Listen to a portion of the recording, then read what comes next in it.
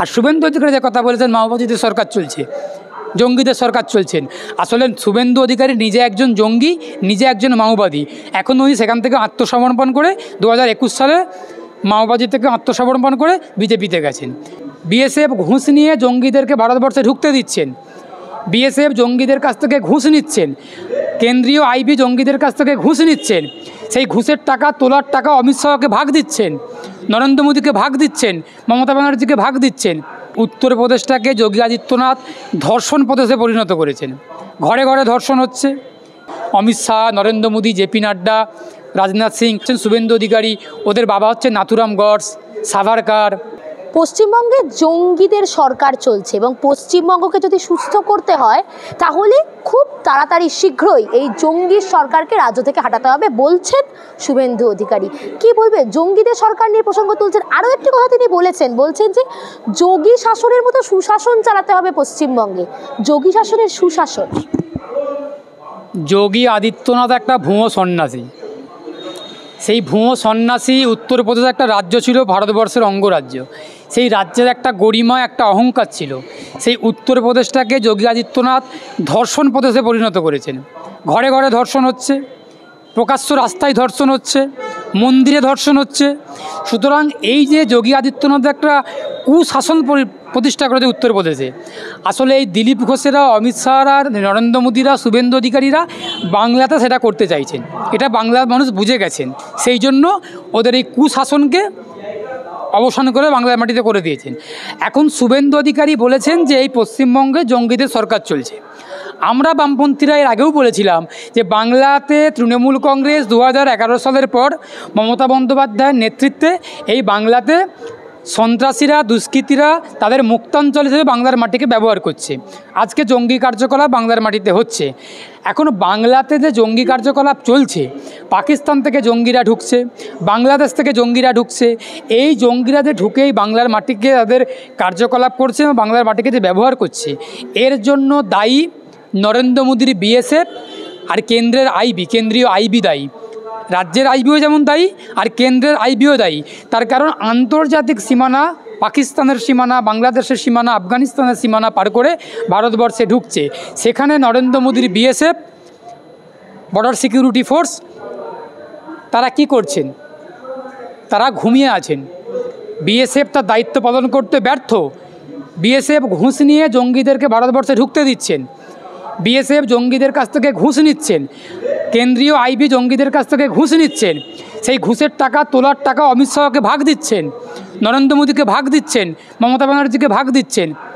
এই কথাটা আমি বলছি, যদি সঠিক তদন্ত হয়, ইনভেস্টিগেশন হয়, এটাই প্রমাণিত হবে যে বিএসএফ আর কেন্দ্রীয় আইবি এই জঙ্গিদেরকে প্রবেশের ক্ষেত্রে সম্পূর্ণভাবে দায়ী আছে। কারণ বিএসএফের সহযোগিতা ছাড়া, আইবির সহযোগিতা ছাড়া, যেমন বিএসএফের সহযোগিতা ছাড়া দুষ্কৃতীরা, জঙ্গিরা আন্তর্জাতিক সীমানা ক্রস করে ভারতবর্ষে ঢুকতে পারে না, তেমন কেন্দ্রীয় আইবির সহযোগিতা ছাড়া এই বাংলার মাটিকে, ভারতবর্ষের মাটিকে জঙ্গিরা ব্যবহার করতে পারে না, নির্ভয়ে ব্যবহার করতে পারে না।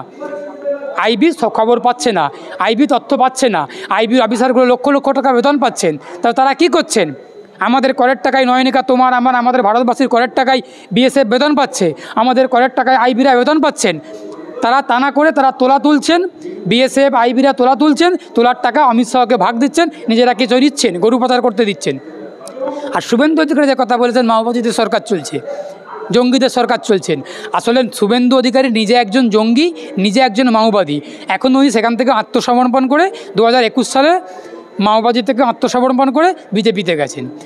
যারা ধর্ষণ করতে পারে, যারা ধর্ষণ করেছে ধর্ষকরা, যারা দাঙ্গা করতে পারে দাঙ্গাবাজরা, যারা জঙ্গিরা, তারাই বিজেপির সম্পদ, তারাই তৃণমূলের সম্পদ। বিজেপির সম্পদ তারাই। ধর্ষকদেরকে দেখবে তুমি নয়নিকা অন্য রাজ্যে, গুজরাটে, রাজস্থানে, মধ্যপ্রদেশে, মহারাষ্ট্রে, হরিয়ানাতে ধর্ষকরা জেল থেকে বেরোচ্ছে, ফুলের মালা পরিয়ে বিজেপি তাদেরকে বের করছেন। এর থেকে কি প্রমাণিত হয়? এর থেকে প্রমাণিত হয় যে বিজেপি আসলে ধর্ষকদের পূজারী, বিজেপি আসলে ধর্ষকদের রক্ষক, বিজেপি আসলে ধর্ষকদের রক্ষক আর ধর্ষিতাদের ভক্ষক। এটা তারা প্রমাণ করে। আর এই শুভেন্দু অধিকারী যে কথাটা বলেছেন মাওবাদীদের সরকার, উনি বলতে পারেন, বলেছেন বলে খুব ভালো করেছেন। মানুষ বলছে শুভেন্দু অধিকারী 2021 সালের আগে উনি একজন মাওবাদী ছিলেন, মাওবাদীদের সদস্য ছিলেন, ওনার কথা ধরে যদি ওনার কথা অনুযায়ী যদি তৃণমূল কংগ্রেস মাওবাদীদের দল হয়ে থাকেন, তাহলে সেই দলের সদস্য উনি ছিলেন 21 সালে, তাহলে শুভেন্দু অধিকারীও প্রাক্তন মাওবাদী, এখনও মাওবাদী আছেন। সুতরাং মাওবাদী থেকে প্রকাশ্যে আত্মসমর্পণ করে বিজেপিতে ঢুকেছে দাঙ্গা করার জন্য। ডাকাতদের দল, চোরেদের দল, দুষ্কৃতীদের দল তৃণমূল কংগ্রেস থেকে সরে গিয়ে দাঙ্গাকারীদের দল বিজেপিতে ঢুকেছে। এই তো পার্থক্য, আর তো কিছু পার্থক্য নেই। শুভেন্দু অধিকারী দেখতে অনেকটা বিজেপির মতো, গোল মতো মুখ, কুমড়োর মতো মুখ দেখতে, কিন্তু পুরোপুরি তৃণমূল, পুরোপুরি মাওবাদী জঙ্গি। আর ওই জঙ্গির নেতা হচ্ছে নরেন্দ্র মোদী, সে আবার আরেক জঙ্গিদের নেতা। অমিত শাহ সে আরেকটা জঙ্গিদের নেতা। বাবা সাহেব আম্বেদকরকে নিয়ে মন্তব্য করেছেন। আসলে নয়নিকা, বাবা সাহেব আম্বেদকর হচ্ছেন আমার, তোমার, আমাদের বাবা, আমাদের রত্ন, আমাদের গর্ব।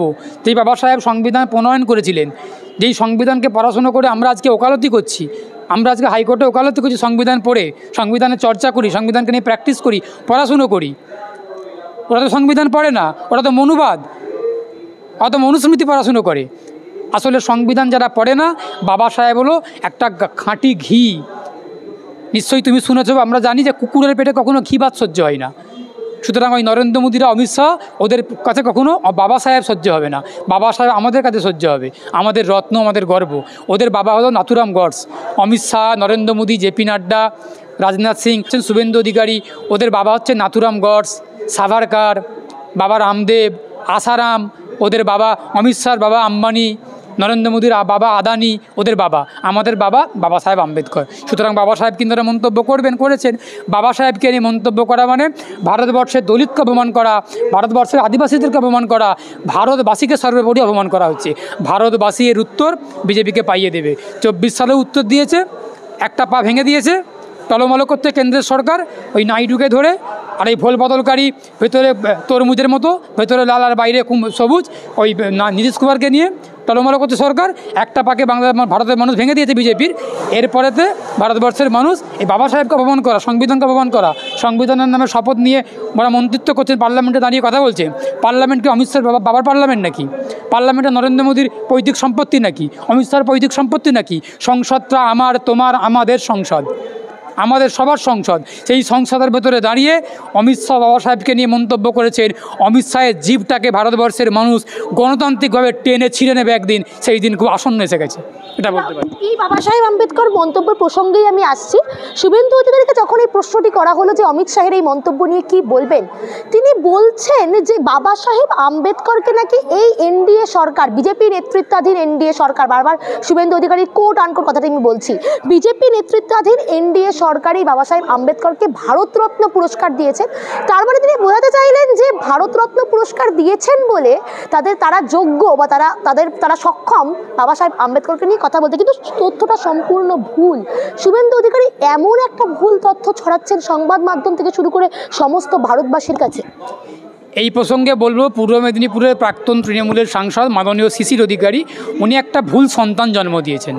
খুব কথাটা বলতে খারাপ লাগছে, খুব বিবেকে লাগছে, কিন্তু এই জন্যই বললাম, শুভেন্দু অধিকারী আজকে পর্যন্ত যতগুলো কথা বলেছেন, যতগুলো রাজনৈতিক মতামত জানিয়েছেন, প্রত্যেকটা কথা ভুয়ো কথা, অসত্য কথা, তথ্যহীন, ভিত্তিহীন কথাবার্তা উনি বলেন।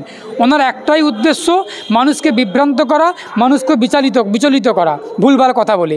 সেই কাণ্ডই শুভেন্দু অধিকারী করেছেন।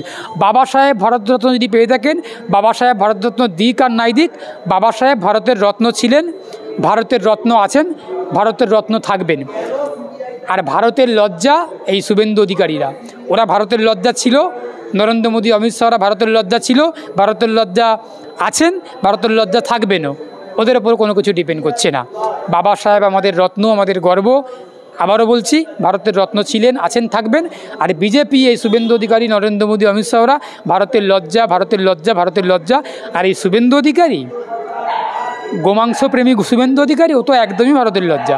হিন্দুদের লজ্জা, ভারতীয়দের লজ্জা, বাঙালির লজ্জা, মনুষ্যত্বের লজ্জা, সভ্যতার লজ্জা, আর কি বলবো, সব কিছুর লজ্জা। শুভেন্দু অধিকারীর নামটাই এখন গালাগালি, শুভেন্দু অধিকারী নামটাই এখন গালাগালি। ওই নামটা পাল্টে লজ্জার নামে পরিণত হয়েছে। ও শুভেন্দু অধিকারী মানেই লজ্জা, শুভেন্দু অধিকারী মানেই ঘৃণা। সুতরাং ওই গোমাংস প্রেমী শুভেন্দু অধিকারীকে নিয়ে আমি আর কিছু বলছি না। বেলডাঙ্গা ইস্যুতে সায়ন হালদার আটক আমরা দেখতে পেলাম। এই যে ধর্ম নিয়ে যে দ্বন্দ্ব শুরু করার চেষ্টা করেছিল বা একটা দাঙ্গা লাগানোর চেষ্টা করেছিল বিজেপি, বারবার সবাই প্রশ্ন তুলেছিল যেটা বিজেপির প্ল্যান, তাহলে তো আজকে সেটা প্রমাণিত, কারণ সায়ন হালদারকে দেখা গেল সায়ন হালদার বিজেপিরই একজন সমর্থক এবং তার সঙ্গে তিনি কার্তিক মহারাজের শিষ্য। তাহলে আজকে যেখানে প্রমাণিত যে বিজেপি দাঙ্গা লাগাতে ইচ্ছুক বা বিজেপি দাঙ্গা লাগায়, তার আগেও শুভেন্দু অধিকারী বেলডাঙ্গা ইস্যু নিয়ে অনেক কথা বলেছিলেন, বিভিন্ন রকম মন্তব্য করেছিলেন। তার মানে তিনি জানতেন আগে থেকেই যেটা বিজেপিরই কাজ বা বিজেপিরই উদ্যোগেই দাঙ্গা লাগানোর চেষ্টা। তাহলে আজকে এই দাঙ্গা লাগানোর পেছনে শুভেন্দু অধিকারী তো একটা বিশাল বড় হাত রয়েছে। দেখো নয়নিকা, আমরা কেন বাংলার মানুষ শুরু থেকেই জানে যে বিজেপি একটা দাঙ্গাকারীদের দল, বিজেপি একটা সাম্প্রদায়িক দল, যেই দলের মধ্যে সম্প্রীতি নেই, যেই দলের মধ্যে গণতন্ত্র নেই, যেই দলের মধ্যে ধর্মনিরপেক্ষতা নেই, যেই দলের মধ্যে সাংবিধানিক রীতিনীতিকে তোয়াক্কা করেন না, সেই বিজেপি দাঙ্গা লাগান। সেই বিজেপি দাঙ্গা লাগিয়েছেন। গুজরাটের দাঙ্গাদের মাথাকে নরেন্দ্র মোদী, সেই নরেন্দ্র মোদী ভারতের আজকে প্রধানমন্ত্রী। আমাদের লজ্জা, আমাদের দুর্ভাগ্য, সেই দাঙ্গাকারী, সেই দাঙ্গাবাজ নরেন্দ্র মোদী আজকে ভারতের প্রধানমন্ত্রী। এখন যেই সায়ন হালদারকে পুলিশ গ্রেপ্তার করেছেন দাঙ্গা বা লাগানোর ক্ষেত্রে বা বেলডাঙ্গা ইস্যুর মামলার ক্ষেত্রে, পুলিশ মনে করেছেন, তদন্ত করে দেখতে পেয়েছেন, সেই জন্য ধরা পড়েছেন। কিন্তু পুলিশ যদি নিরপেক্ষ তদন্ত করে, পুলিশ যদি ঠিকঠাক তদন্ত করেন, তাহলে পুলিশ আরও কয়েকজন মাথা পাবেন। সেই মাথাগুলো এই সজল ঘোষেরা, শুভেন্দু অধিকারীরা, সুকান্ত মজুমদারেরা, ওনারা হলেন দাঙ্গাকারীদের মাথা। ওনারা পরিকল্পনা করে গোটা বাংলা জুড়ে ওরা হচ্ছেন দাঙ্গাকারীদের রাজ্য নেতা। খুব বাংলা করে বলি, একটা দলের যেমন রাজ্য নেতা থাকে, কেন্দ্রীয় নেতা থাকে, জেলা নেতা থাকে, জেলা নেতৃত্ব, কেন্দ্রীয় নেতৃত্ব, রাজ্য নেতৃত্ব, এই শুভেন্দু অধিকারী, সজল ঘোষ, দিলীপ ঘোষ, এই সুকান্ত মজুমদাররা হলো দাঙ্গাকারীদের রাজ্য নেতৃত্ব। ওই সায়ন হালদারকে যদি ঠিকঠাক তদন্ত করে, ঠিকঠাক জেরা করেন, তাহলে এই শুভেন্দু অধিকারীরাও পুরোপুরি প্রত্যক্ষভাবে ওর সঙ্গে যুক্ত। শুভেন্দু অধিকারী, দিলীপ ঘোষ, সুকান্ত মজুমদার, লকেট চট্টোপাধ্যায়, সজল ঘোষেরা দায়ী বুঝতে পারা যাবে। ওদেরকেও বুঝতে পারা ওরা দাঙ্গাটা লাগিয়েছেন। সুতরাং পুলিশের মতো করে কাজ করছেন, তদন্ত চলছে। ওই সায়ন হালদার তাকে গ্রেপ্তার করেছেন, যেটা করুক, ঠিকঠাকভাবে তদন্ত করুক। আরও কিছু দেখতে পাবো সামনে আমরা, হয়তো দেখা যাবে শুভেন্দু অধিকারী মূল মাথা, মূল পাণ্ডা এই বেলডাঙ্গা কাণ্ডের। সুতরাং ভালো জিনিস। নারদা কাণ্ডের মাথা শুভেন্দু অধিকারী ছিল, সারদার মাথা ছিল, বেলডাঙ্গারও মাথা হবে, আগে অনেক দাঙ্গার মাথা ছিল, হতে পারে না, আর কিছু।